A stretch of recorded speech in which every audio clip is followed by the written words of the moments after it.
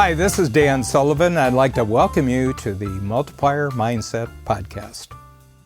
I was caught in the U.S. draft, the military draft in 1965, right at the beginning of the Vietnam War. I had been in college, but I dropped out for a year after 2 years of university, and I went to Europe, came back. I didn't have my deferment, so I was drafted. And what they did in 1965, they drafted from basically 26 years old or 25-year-old down, and I was 21 at the time. And so I got caught in the draft and went to basic training in Fort Knox, Kentucky. Very hot, July, August, September. For the most part, basic training in the Army, I mean, there's a little bit of physical challenge to it. You have to learn things like shooting and throwing grenades, and night exercise where you're under barbed wire and you're going through pools of water and they're shooting live machine gun shells over your head. So you have to have your wits about you. But most of all, it's just really, really boring. And the most boring day of the week was always Sunday because you didn't have anything on Sunday. So it was the day that went the longest. And I grew up Catholic and I was an altar boy for 8 years. So I would go to Mass on Sunday morning. And I went down and I noticed one of the Masses, there was no Mass server. So no altar boy. So I went up afterwards and I said, I'm here for the next, I don't know what it was, 8 weeks. And I said, I'd be happy to volunteer for Mass to serve. And the person I volunteered to wasn't the Catholic priest. He was a Protestant minister, but he was the commanding officer, colonel. So I came the first week and I served Mass, and then he met me. He had heard about me volunteering, and you have to remember that the first thing anyone tells you in the Army is never to volunteer for anything. And my thinking back then was, well, if nobody's volunteering and you do volunteer, that means you're going to come into the spotlight in a very positive way. So he said, it would be really helpful if you could serve 2 Masses. That would be really great. And so for the rest of the Sundays during my basic training, I served 2 Masses.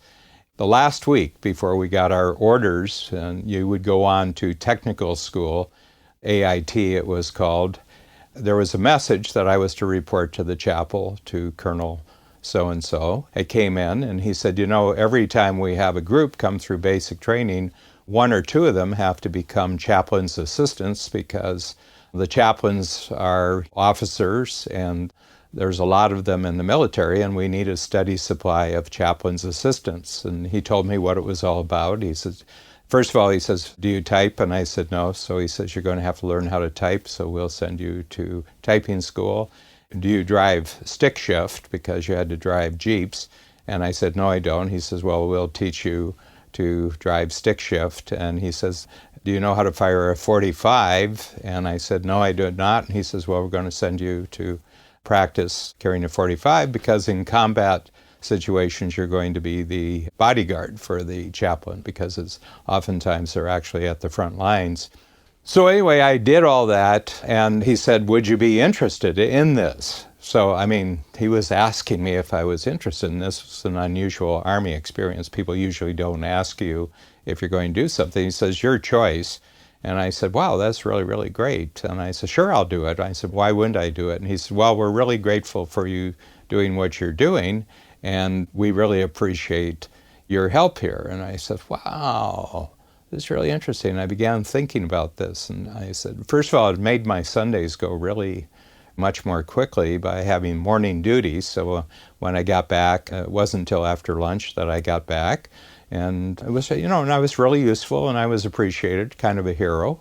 And I said, wow, this is really, really neat. So long story short, I used that original experience in basic training. This was near the end of the year when I finally ended up at my permanent posting, which was in South Korea, a town called Daegu, which is about halfway down from the DMZ, separating North and South Korea, to Busan, which is the port city. So there's 3 big cities in Korea. One, Seoul is the biggest, a huge city, and then Busan, which is a port city, and then there's Daegu. So I was there, and I had a chaplain, a major, very unhappy person, and he was very critical, tremendous perfectionist, and one of the things that bothered him is that I seemed to be having too much fun, because he didn't believe that you should be in the Army and having fun. I think he was really hard on himself. I think he was really in the gap. But I had had theater experience. I had been a theater major in university, and they had a really great entertainment center at the base. After hours, I went down and I met the entertainment director, and I said, I've done a lot of theater work, and I noticed you're putting on plays, and I'd be happy to help out after hours. And he said, oh, that'd be so terrific. And as it happened, very suddenly, one of the actors in a play that they were putting on had to be transferred 2 weeks before the opening performance. He approached me and he said, this is really last minute, but he said, can you learn the lines? And it was Barefoot in the Park, Neil Simon play. And I learned all the lines in about 2 weeks, and I actually performed in the play, and what might have been something that they had to cancel went on, and it was a real success, and I really enjoyed it, and everybody thought I was a hero. But again, I had volunteered, and I was beginning to notice this pattern that if you volunteer in the Army, all sorts of really interesting things happen.